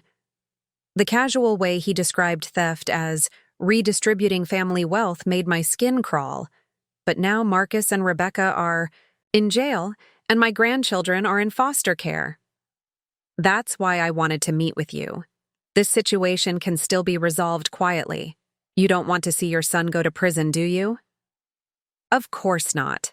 I have connections with some very skilled attorneys who specialize in these kinds of cases. They can make the criminal charges disappear, arrange for Marcus and Rebecca to get counseling instead of prison time, and ensure that your grandchildren are returned to their parents.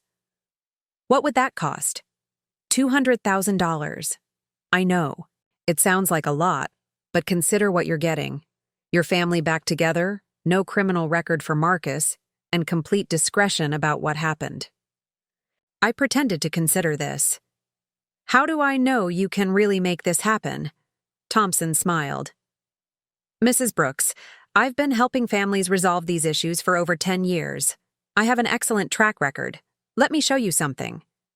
He pulled out his phone and showed me a photo of a family. Elderly parents with their adult children and grandchildren, all smiling at what looked like a holiday gathering. The Hendersons in Colorado. Last year, their son borrowed $150,000 from them for what he called a business investment. When they started asking questions about repayment, things got complicated.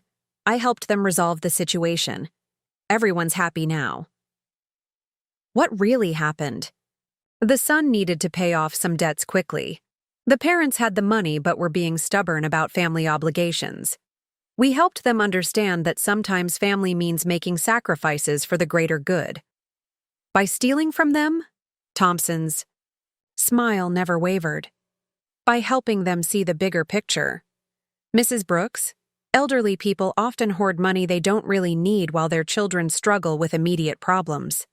We provide a service that benefits everyone. How many families have you helped? Dozens. It's quite a successful model.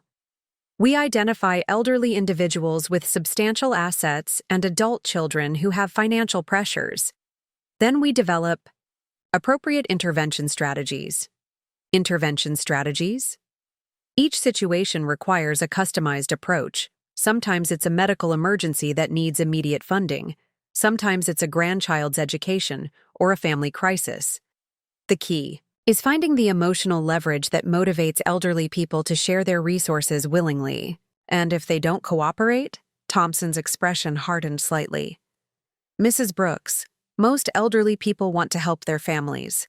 They just need proper encouragement to overcome their natural reluctance to part with money they're not using. What kind of encouragement? Sometimes isolation helps them understand their dependence on family. Sometimes they need to experience the consequences of being uncooperative. In your case, Marcus thought a road trip where you could discuss your priorities away from distractions would be helpful. I realized he was talking about the highway abandonment as if it were a therapeutic intervention. You told Marcus to leave me on that highway? I suggested that sometimes elderly people need a dramatic demonstration of their vulnerability to help them make better decisions about family cooperation. I was recording a confession to conspiracy, elder abuse, and who knows what other crimes. How many people are involved in this service you provide? We have a network of trained professionals across several states, financial advisors, social workers, family counselors, people who understand how to help elderly individuals make appropriate decisions about resource allocation. How does the money work? Simple. The elderly person transfers funds to resolve their family member's crisis. A percentage covers our consulting fees, and the rest goes to address the immediate need. What percentage? Usually 60%. It's a fair fee for the complexity of the work involved. I was stunned. They were keeping 60% of the money they stole and giving the remaining 40% to the family members who participated in the scam. Mr. Thompson, this sounds very complicated. How do I know this is legitimate? Mrs. Brooks, let me be completely honest with you. What Marcus and Rebecca did was technically illegal, but the system is designed to protect elderly people from financial abuse, not to help families resolve internal resource allocation issues. Sometimes we have to work outside traditional legal frameworks to achieve the best outcomes for everyone. He was admitting that the entire operation was criminal, while trying to frame it as a public service. What would happen if I decided not to pay the $200,000? Thompson's friendly demeanor shifted slightly. Mrs. Brooks, that would be unfortunate. Marcus and Rebecca are facing serious prison time. Your grandchildren could end up in long-term foster care. There might be additional complications. What kind of complications? Sometimes when elderly people are uncooperative, we discover additional financial irregularities that require investigation. Tax issues, unreported income, improper benefit claims. The government takes these things very seriously. He was threatening to frame me for financial crimes if I didn't pay him $200,000. Mr. Thompson, I need some time to think about this. Of course. But Mrs. Brooks, time is a factor. The longer Marcus and Rebecca remain in custody, the more difficult it becomes to resolve their situation quietly. I'd recommend making a decision by Friday. How would I get you the money? I'll provide you with wire transfer instructions. The funds would go to a legal defense account that my attorneys manage. Very discreet, very professional. And you guarantee that Marcus and Rebecca would be released? Mrs. Brooks, I've been doing this for 10 years. I've never had a family that wasn't completely satisfied with the outcome. As Thompson left the coffee shop, I sat there for several minutes, making sure my recording devices had captured everything. I had just listened to a man casually describe a multi-million-dollar elder abuse operation as if he were selling insurance. Agent Chen approached my table within minutes. Mrs. Brooks, that was incredible. We got everything we needed and more. Did you hear what he said about other families? About keeping 60% of the stolen money? We heard it all. This is going to bring down the entire network. That evening, Agent Chen called to update me on the investigation's progress. Based on Thompson's statements and the financial records we've seized, we've identified the locations of at least 37 more victims. We're coordinating with local authorities in 4 states to make arrests simultaneously. What about the money? Can any of it be recovered? Some of it. Thompson was telling the truth about one thing. He's been very successful. We've found accounts containing over $800,000 that we can trace directly to victim payments.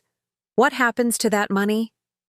It gets returned to the victims through the court's restitution process. Mrs. Brooks, because of your cooperation, dozens of families are going to get their money back. The following morning, I woke up to news coverage of what the media was calling Operation Family Trust, coordinated arrests across 4 states that had dismantled what prosecutors described as one of the most sophisticated elder abuse networks ever uncovered. The news reported that 14 people had been arrested, including financial advisors, social workers, and family members who had been participating in the scheme. The total amount stolen was estimated at over $3.2 million, with victims ranging in age from 65 to 94. My phone rang constantly that day. Reporters wanted interviews. Victim advocates wanted to thank me. Other elderly people who suspected they might have been targeted called to ask for advice. But the call that mattered most came from Helen. "Ruth, I just saw the news. Are you okay?" "I'm okay. How are Emma and Tyler adjusting?" "They're confused and scared, but they're resilient. Emma keeps asking when you're coming to visit." "How about this weekend?" "They'd love that." "Ruth, there's something I need to tell you. Tyler asked me yesterday if Mommy and Daddy are bad people." "What did you tell him?" "I told him that Mommy and Daddy made very bad choices, but that doesn't mean they don't love him and Emma. I said sometimes people we love do things that hurt other people, and when that happens, there have to be consequences." "That's perfect, Helen." "Ruth, he also asked if you're mad at him and Emma for what happened on the mountain." My heart broke. "What did you tell him?" "I told him that you love him and Emma more than anything in the world, and that you could never be mad at them for something their parents did." "Helen, I need to ask you something. Are you prepared for this to be long-term? Marcus and Rebecca are probably going to prison for years." "Ruth, these kids need stability and love. If you're willing to be their grandmother, I'm willing to be their guardian for as long as they need me." That weekend, I flew to Denver to visit Emma and Tyler at Helen's house. When I walked through the front door, Emma ran to me and wrapped her arms around my waist. "Grandma Ruth, I missed you so much." Tyler was more reserved, hanging back and watching me carefully. "Tyler, sweetheart, how are you?" "Grandma Ruth, did Mommy and Daddy really steal money from you?" I knelt down to his eye level. "Yes, they did." "Are they going to jail?" "Probably, yes." Tyler thought about this for a moment. "Are you sad about that?" "I'm sad that they made choices that hurt a lot of people, but I'm not sad that they have to face consequences for those choices." "Am I going to get in trouble for what they did?" "Tyler, you and Emma didn't do anything wrong. You're not responsible for your parents' choices. And you're not going to get in trouble for anything they did." Emma looked up at me. "Grandma Ruth, Aunt Helen said we might get to live with her for a long time. Is that okay with you?" "Emma, I think that's wonderful. Aunt Helen loves you very much, and she's going to take excellent care of you and Tyler. But we'll still get to see you, right?" "As much as you want, sweetheart. I'm not going anywhere." That evening, after the children were in bed, Helen and I sat in her kitchen talking about the future. "Ruth, I need to be honest with you. Taking care of Emma and Tyler is going to be expensive. I'm willing to do it, but I'm going to need help with things like childcare and activities and college savings." "Helen, whatever you need. I got the house sale money back, plus more from the restitution fund. I want Emma and Tyler to have everything they need." "It's not just about money, Ruth. They're going to need therapy to process what their parents did. They're going to have questions about why this happened. Emma keeps drawing pictures of the family, but she leaves out Marcus and Rebecca. We'll figure it out together." "Helen, you're giving these children something their parents never did: unconditional love and stability." That's worth more than any amount of money.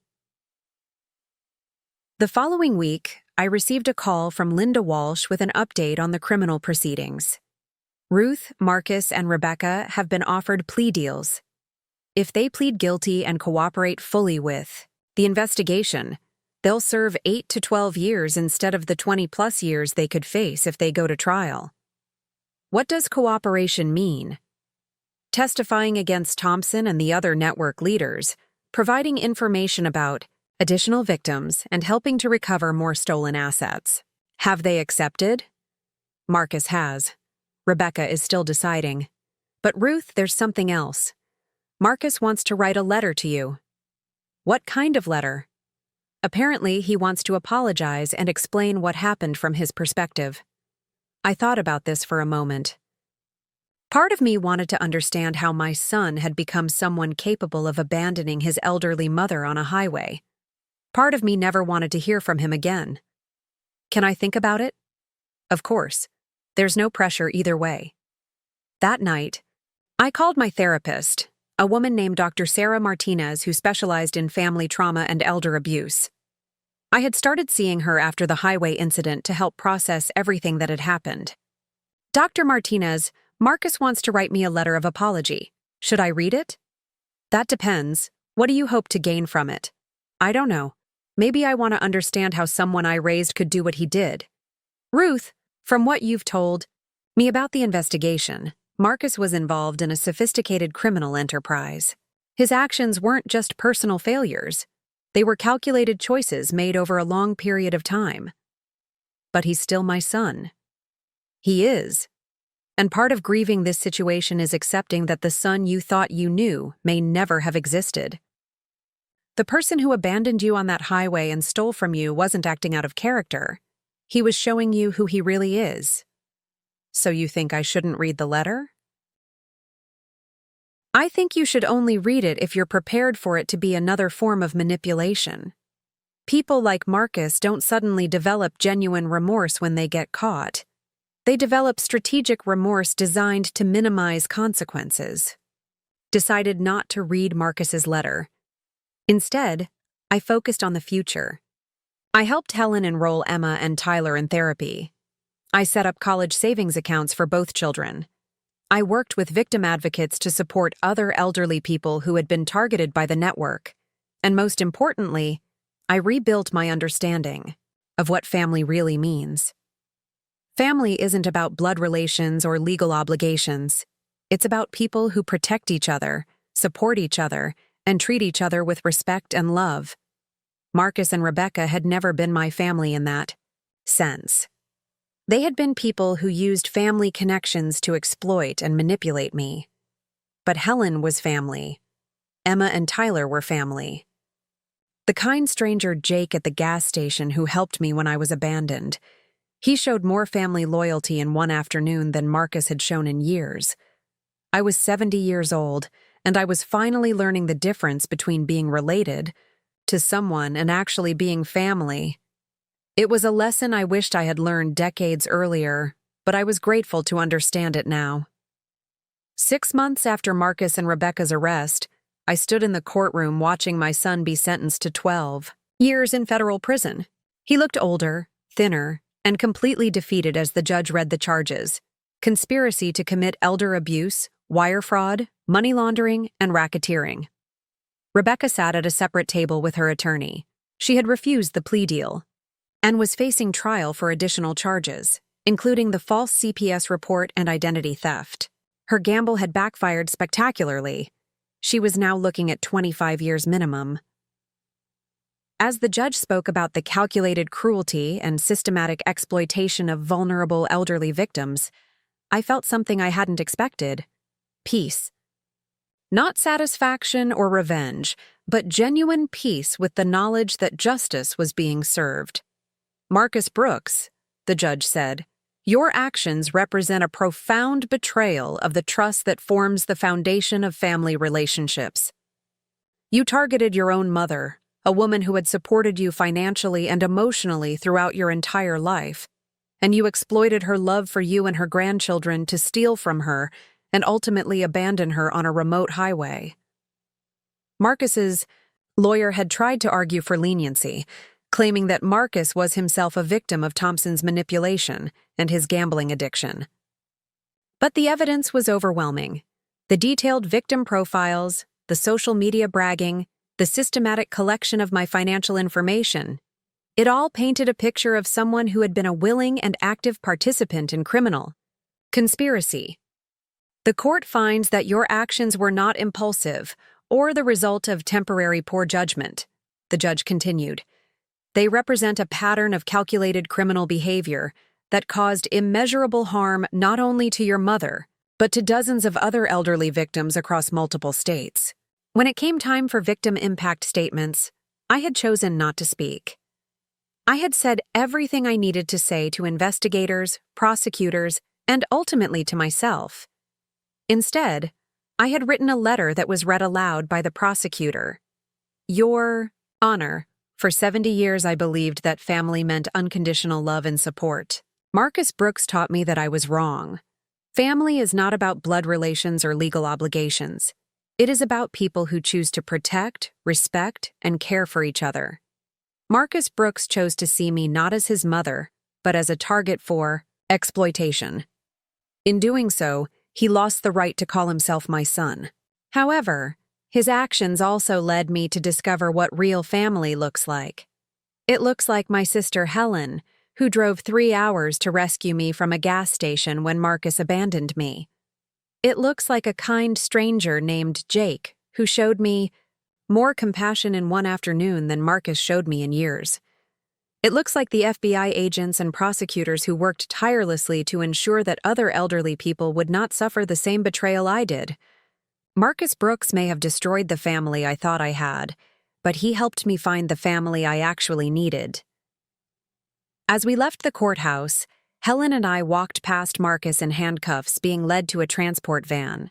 He looked at me through the window, and for a moment I saw something that might have been genuine remorse.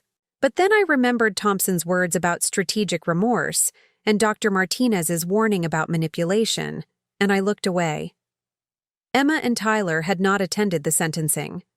At ages 12 and 8, they didn't need to see their father being led away in chains. They were dealing with enough trauma already. Over the past 6 months, both children had been in therapy to process what their parents had done. Emma had initially blamed herself, thinking that somehow her behavior had caused the family breakup. Tyler had become withdrawn and had nightmares about being abandoned.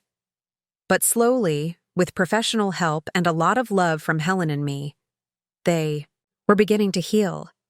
Emma was thriving in her new school in Denver. Her art teacher had noticed her talent and arranged for her to attend weekend classes at a local art institute. She was creating beautiful, complex paintings that showed a maturity beyond her years.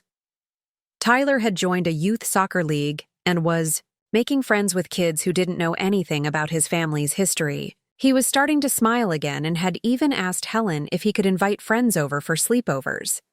Both children were learning what it meant to live in a household where adults didn't lie to them, manipulate them, or use them as weapons against other people. The house sale had been finalized, and I had recovered $127,000 after all legal fees and expenses. Combined with the restitution payments from the criminal case, I was actually in better financial shape than I had been before Marcus's initial loan request. But more importantly, I had used the experience to completely restructure my understanding of financial security and retirement. I had worked with a fee-only financial planner to create a comprehensive plan that protected my assets while allowing me to be generous with the people I truly cared about. I set up education trusts for Emma and Tyler. I established a fund to help Helen with the ongoing costs of raising 2 children. I even sent money to Rebecca's parents, who had welcomed me with tears when I called to introduce myself and apologize for what Marcus and Rebecca had done to them as well. Ruth, Rebecca's mother had said during our first phone conversation, "You don't need to apologize for anything. We're the ones who should apologize. We raised the daughter who helped hurt you. Mrs. Martinez, we were all victims of the same criminals. The only people who need to apologize are the people who chose to hurt their own families. Rebecca's parents and I had become close friends over the past few months. They were lovely people who had been devastated by their daughter's betrayal. Like me, they had been cut off from their grandchildren and had spent months wondering what they had done wrong. We met for coffee regularly and had even planned a trip together to visit Emma and Tyler. The children were excited to meet their other grandparents and to hear stories about the family members who actually loved them. The network investigation had ultimately led to 37 arrests across 6 states. Thompson received a 25-year sentence and was ordered to pay $3.1 million in restitution. The family financial counseling business he had been running was revealed to be a sophisticated criminal enterprise that had targeted over 200 elderly victims. Many of the stolen funds were recovered and returned to victims. Several families were reunited after having been torn apart by the manipulation tactics the network used to isolate elderly people from family members who might have protected them. I had been interviewed by several news programs and had become something of an advocate for elder abuse awareness. The story of a 70-year-old grandmother who brought down a multi-million-dollar criminal network had captured public attention and had led to increased funding for elder abuse investigations. But the real victory wasn't the money recovered or the criminals imprisoned. The real victory was the transformation in my own life and the lives of Emma and Tyler. 1 year after the highway abandonment, I was sitting in Helen's backyard, watching Tyler practice soccer tricks while Emma painted a landscape of the mountains visible beyond Helen's fence. "Grandma Ruth," Emma said, looking up from her canvas. "Can I ask you something?" "Of course, sweetheart. Do you ever miss Daddy and Mommy?" I thought carefully about how to answer. I miss the people I thought they were. But Emma, I've learned that missing someone and wanting them in your life are 2 different things. What do you mean? I miss the idea of having a son who loved and respected me. But I don't miss being lied to, stolen from, or abandoned on highways. I don't miss being manipulated or having my love used as a weapon against me. Emma nodded thoughtfully. Aunt Helen says that sometimes people we love aren't healthy for us to be around. Aunt Helen is very wise. Grandma Ruth, are Tyler and I healthy for you to be around? I laughed and hugged her. Emma, you and Tyler are the best thing that ever happened to me. You make my life brighter and happier every single day. Even though we're not your real grandchildren anymore since Daddy's in jail? Emma, listen to me very carefully. You and Tyler will always be my real grandchildren, no matter what happens to your parents. Love isn't something that can be taken away by lawyers or judges or anyone else. It's something we choose to give each other every day. Tyler had stopped practicing and was listening to our conversation. Grandma Ruth, he said, when I grow up, I want to be like you. What do you mean, Tyler? I want to be strong like you. When bad things happened, you didn't just cry. You fought back and won. Tyler, crying is okay too. I cried a lot when all this was happening. But you're right that fighting back was important. Sometimes we have to stand up for ourselves, even when it's scary or hard. Will you teach me how to be strong like that? Tyler, you're already strong. Look at everything you and Emma have been through, and look how well you're doing. You're both incredibly brave and resilient. Emma wiped paint off her hands. Grandma Ruth, at school they asked us to write about our heroes. I wrote about you. What did you say? I said that my hero is my grandmother who was abandoned on a highway by bad people. But instead of giving up, she called the police and helped catch lots of criminals and saved other grandparents from getting hurt. I felt tears in my eyes. Emma, that's the most beautiful thing anyone has ever said about me. It's true, though. You are a hero. That evening, after the children were in bed, Helen and I sat on her porch drinking wine and talking about the future. Ruth, I've been thinking about something. Emma and Tyler are going to need college funds, and with Tyler's soccer talent, he might need money for travel teams and training. Whatever they need, Helen. I want them to have every opportunity. It's not just about money, though. They're going to need stability for years to come. I love having them here, but I'm 65 years old. What happens when I get too old to take care of teenagers? Helen, are you having second thoughts about the guardianship? No, not at all. But I think we need to make some long-term plans. These kids are going to need us for the next 10 years minimum. What are you thinking? I'm thinking maybe it's time for you to move to Denver. Permanently. I had been considering this possibility for months. My retirement community in Phoenix was comfortable, but it was also a place I had chosen based on my old life. A life that had included regular visits with Marcus and Rebecca, holiday gatherings that would never happen again, and a family structure that no longer existed. Helen, are you sure you want your big sister cramping your style? Ruth, we're both single women in our 70s. Our style is drinking wine on the porch and spoiling our grandchildren. I think we can do that. Better together than apart. What would the living arrangements be? I've been looking at properties. There's a house about 10 minutes from here with a main house and a separate in-law suite. We could have our own spaces but be close enough to share responsibility for Emma and Tyler. The idea was appealing. Over the past year, I had come to realize that the retirement I had planned, quiet, independent, focused on personal hobbies and social activities, wasn't what I actually wanted. What I wanted was to be part of Emma and Tyler's daily lives. I wanted to help with homework, attend soccer games, and be there for all the small moments that make up childhood. I wanted to be the kind of grandmother that Marcus and Rebecca had tried to prevent me from being. Actively involved, financially, supportive and emotionally present. Let's look at the house, I said. The following weekend, Helen and I toured a beautiful property in a family-friendly neighborhood with excellent schools. The main house had 4 bedrooms, plenty of space for Helen, Emma, and Tyler, plus guests. The in-law suite was a separate building with its own kitchen, living room, bedroom, and bathroom. It would give me privacy and independence while keeping me close to the children. What do you think? Helen asked as we stood in the kitchen of the main house. I think Emma and Tyler would love having this much space, and that backyard is perfect for Tyler's soccer practice. Ruth, there's something else I want to discuss. The asking price is $485,000. I can probably handle the down payment, but the monthly mortgage would be tight on my income. Helen, what if we bought it together? Equal partners. Are you sure? Helen, you're taking care of my grandchildren. You've completely reorganized your life to give them stability and love. The least I can do is help with housing costs.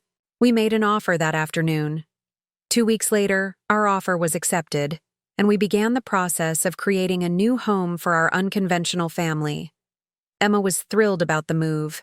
She had already picked out which room would be hers and had started planning how to decorate it. Tyler was excited about the large backyard and the fact that several of his new friends lived in the same neighborhood. But the conversation I treasured most happened on a Saturday morning while Helen and I were packing boxes in my Phoenix apartment. Grandma Ruth, Tyler said, I'm glad Daddy and Mommy went to jail. Tyler, why would you say that? Because if they hadn't gone to jail, we wouldn't have gotten to live with you and Aunt Helen. And you're better parents than they were. Tyler, Helen and I aren't your parents. We're your guardians. What's the difference? Well, parents are usually the people who gave birth to you or adopted you legally. Guardians are people who take care of you when your parents can't. Tyler thought about this for a moment. But you and Aunt Helen love Emma and me more than Mommy and Daddy did. What makes you think that? Mommy and Daddy used to fight about money all the time. They used to say that Emma and I were expensive and that we made their life harder. You and Aunt Helen never say things like that. Tyler, having children costs money, and sometimes parents worry about that. It doesn't mean they don't love their children. But Grandma Ruth, You and Aunt Helen never make us feel bad about costing money. When Emma needed art supplies for her class, you just bought them. When I wanted to join the soccer team, Aunt Helen just signed me up. Mommy and Daddy would have made us feel guilty about asking.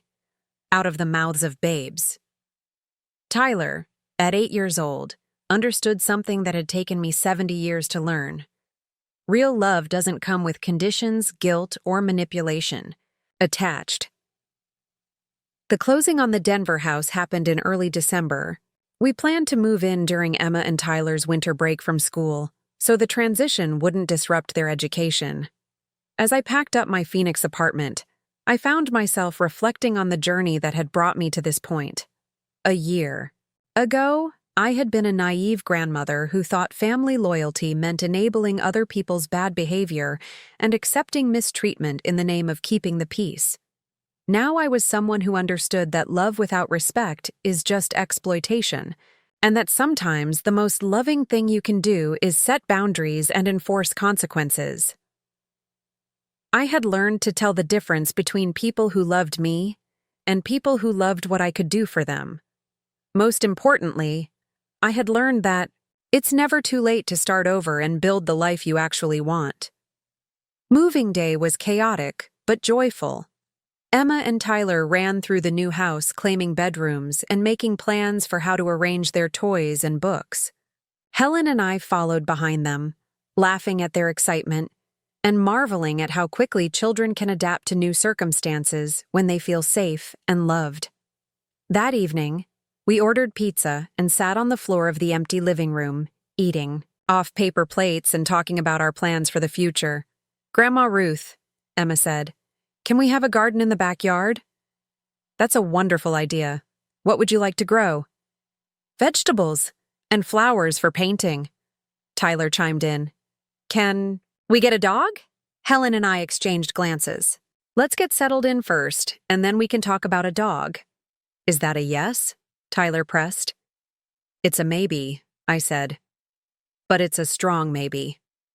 As we sat there in our new home, surrounded by boxes and possibilities, I felt something I hadn't experienced in years. Complete contentment. I was exactly where I belonged, with exactly the people who mattered most to me. 6 months later, I received a letter from the Colorado Department of Corrections. Marcus was requesting a meeting. I showed the letter to Dr. Martinez during our monthly therapy session. "How do you feel about this request, Ruth?" "Honestly, nothing. I don't feel angry or curious or even sad. I just feel nothing." That's actually very healthy. It means you've successfully detached from the relationship and stopped defining yourself in relation to his actions. "Should I meet with him? What would you hope to accomplish?" "I don't know. Maybe I'm curious about whether he's actually changed or if this is just another manipulation." "Ruth, does it matter? Whether Marcus has genuinely changed or is still trying to manipulate people doesn't affect your life anymore. You've moved on." She was right. I declined the meeting request. Instead, I spent that weekend teaching Emma how to plant tomatoes in our garden, while Tyler practiced penalty kicks against the garage door. These were the moments that mattered now, not looking backward at betrayals and disappointments, but looking forward to soccer games and art shows and graduation ceremonies and all the ordinary miracles that make up a life well lived. On the 1-year anniversary of the highway abandonment, Helen, Emma, Tyler, and I drove up to Rocky Mountain National Park for a family camping trip. As we sat around our campfire roasting marshmallows, Emma asked me a question that perfectly captured how far we'd all come. "Grandma Ruth, are you glad that Daddy left you on the highway?" "Emma, that's a strange question. Why would I be glad about that?" "Because if he hadn't done that, we wouldn't be a family now." I looked around at the 3 people who had become my chosen family. Helen, who had dropped everything to rescue me, and then completely reorganized her life to help raise my grandchildren. Emma, who was growing into a thoughtful, artistic young woman with an enormous capacity for love. And Tyler, who was learning to be strong and kind in equal measure. "Emma," I said. I'm not glad that your father abandoned me on a highway. That was a cruel and terrible thing to do, but I am glad that his actions led us to become the family we are now. Even though Daddy and Mommy aren't here? Emma, the people who are supposed to love you are the people who show up for you, protect you, and put your well-being ahead of their own convenience. That's not always the people you're related to by blood. Tyler looked up from his marshmallow. So we're a real family even though we don't have the same last name? Tyler, we're more than a real family. We're a chosen family. We chose each other, and we keep choosing each other every day. As I watched Emma and Tyler chase fireflies in the gathering darkness while Helen banked the campfire, I realized something profound. Marcus and Rebecca had thought they were destroying my life when they abandoned me on that highway. Instead, they had set me free to build the life I was meant to have. They had thought they were leaving behind a helpless old woman who would come crawling back, desperate for any scraps of affection they were willing to offer. Instead, they had left behind a woman who was finally ready to stop accepting less than she deserved. I was 71 years old, and I was just getting started. 3 years later, Emma graduated from middle school as valedictorian and was accepted to a prestigious art academy for high school. Her painting of our family camping trip won first place in a statewide youth art competition. Tyler made the varsity soccer team as a freshman and was being scouted by college recruiters. More importantly, he had grown into a young man who stood up for other kids who were being bullied. Helen published a cookbook called Cooking for Your Chosen Family that became a bestseller among empty nesters who had taken in grandchildren or created unconventional family arrangements. I became a certified elder abuse prevention advocate and traveled around the country speaking at conferences and training programs. My story helped change laws in 12 states to better protect elderly people from financial exploitation by family members. Marcus was released after serving 8 years of his sentence. He moved to a different state and did not attempt to contact me or his children. Rebecca served her full sentence and likewise disappeared from our lives completely. Emma and Tyler legally changed their last names to Brooks Walsh, keeping their connection to me while honoring Helen's role as their guardian. And me, I learned that the best revenge isn't revenge at all. The best revenge is living well. Up next, you've got 2 more standout stories right on your screen. If this one hit the mark, you won't want to pass these up. Just click and check them out. And don't forget to subscribe and turn on the notification bell so you don't miss any upload from us.